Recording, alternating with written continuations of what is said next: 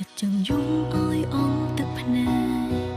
ហើយចង់ស្រែកអោយបាត់ឈឺចាប់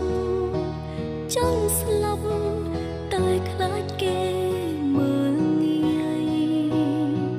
សម្រាប់គេជារឿងធម្មតាសម្រាប់យើងបេះដូងធ្លុំធ្លាយមិនងាយធ្វើចិត្តបាននោះទេរំធ្លាប់និយាយថាស្នេហានេះមិនស្ដាយក្រោយ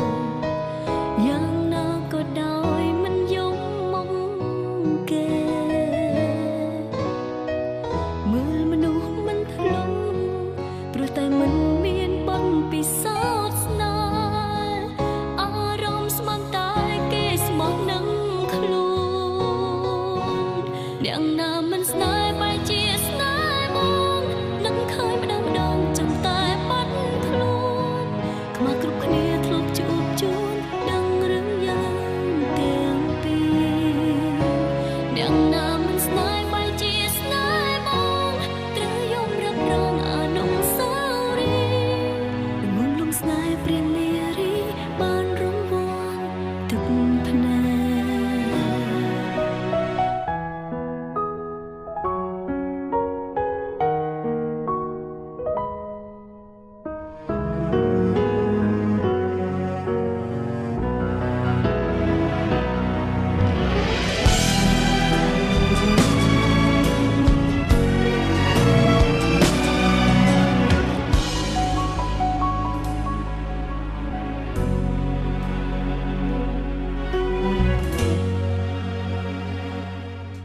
ចិត្តចង់យំអោយអងទឹកភ្នែកហើយចង់ស្រែកអោយបាត់ឈឺចាប់ចង់ស្លាប់តែខ្លាចគេមើលងាយសម្រាប់គេជារឿងធម្មតាសម្រាប់យើងបេះដូងធ្លុំធ្លាយមិនងាយធ្វើចិត្តបាននោះទេរំធ្លាប់និយាយថា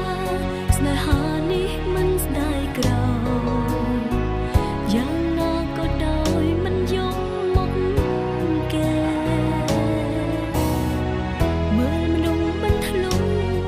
ព្រោះតែមិនមានបនពិសោធន៍ស្នេហ៍អារម្មណ៍ស្មានតែគេស្មោះនឹង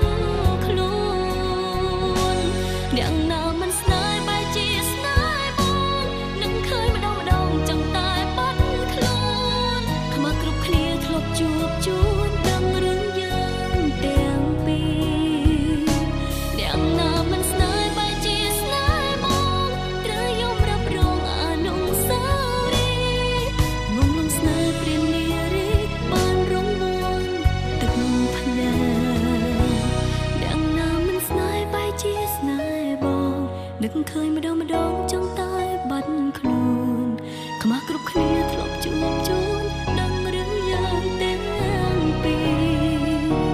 យ៉ាងណាមិនស្នេហ៍បែរជាស្នេហ៍មកត្រូវយំរឹករងអនុស្សាវរីយ៍ងងលងស្នេហ៍ព្រាននារីបានរង្វាន់ទឹកភ្នែក